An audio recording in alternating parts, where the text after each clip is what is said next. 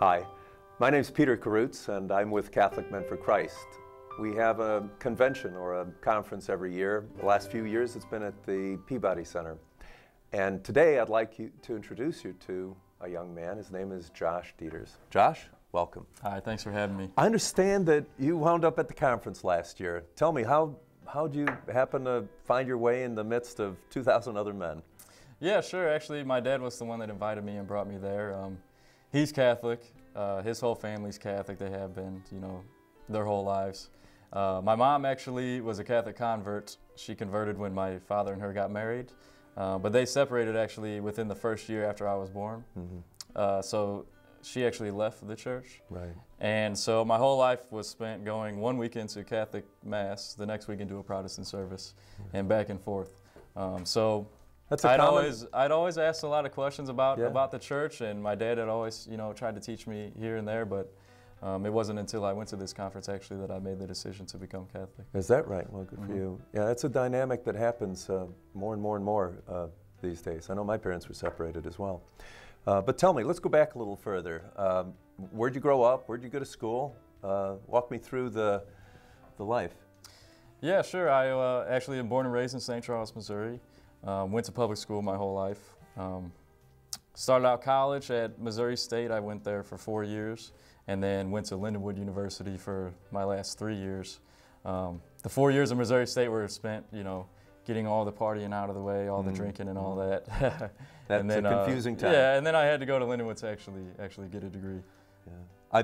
I know I went to Loyola University, and I was thinking about joining a fraternity.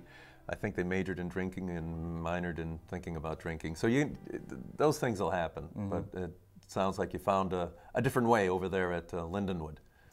Yeah, definitely. Well, I didn't have a faith for the most part at Missouri State, really. It was a time spent really searching. Partied a lot, got into drugs and everything like that. And then at one point I just kind of, looked myself in the mirror and was like, who am I? And I actually decided to get involved with a Baptist organization there at Missouri State, for a while.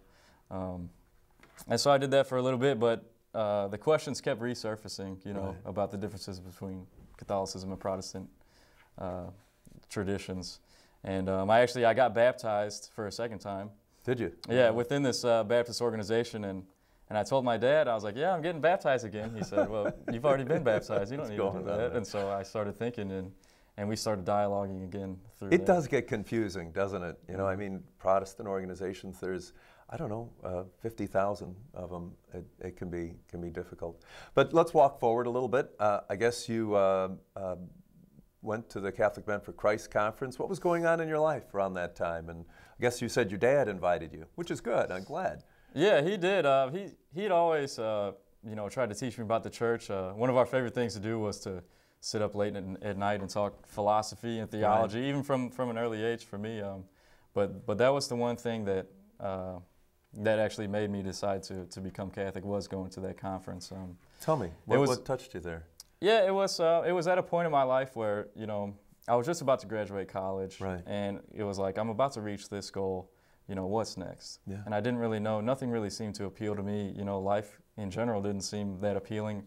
I broke up with my girlfriend the day before the conference, and I went there and I was like, all right, this could be really good. I really need this right now. And the speakers there were really tremendous. Cardinal Dolan and Father Calloway in particular, he was really dynamic, and the talks that he gave really hit home with me. Because I could relate to, he would talk about how he had a troubled childhood, and I had nothing like he did, but I could relate to some of the struggles there, and he gave a talk on Mary that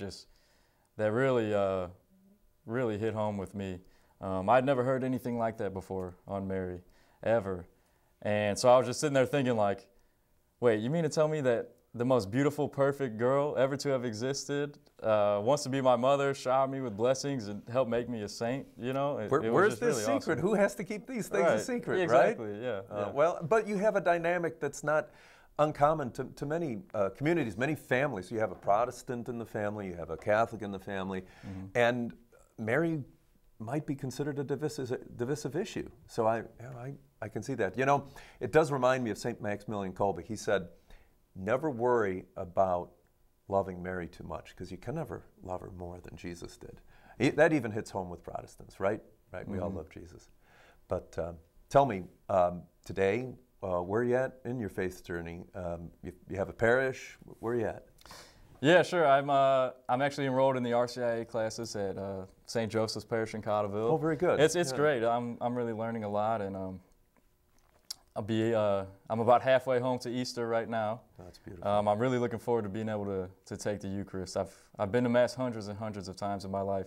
Never been able to go up and receive communion, so I feel like I'm so close. You know, I can almost taste it. I know. Yeah. As far as the faith goes, immediately after that conference, I just started reading tons of books on the faith. Yeah. Tell me one of the books you enjoyed.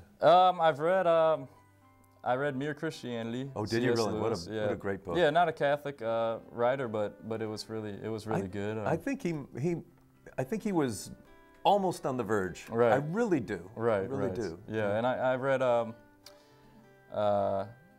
some St. Augustine, Confessions of St. Augustine. That was really good. I understood a little bit of it, so what I did understand was really good. What did he say? He says, our hearts are restless until they rest in the Lord. Yeah. I mean, wow, what profound writings. Right. Well, and you're still going through RCIA and reading the Confession of St. Augustine. Well, good for you. Thank you. Good for you. Yeah, you know, you talked about Mary. Mary is the heart of the church, and you talk about longing for the Eucharist. I think about her Annunciation, or the Annunciation of our Lord.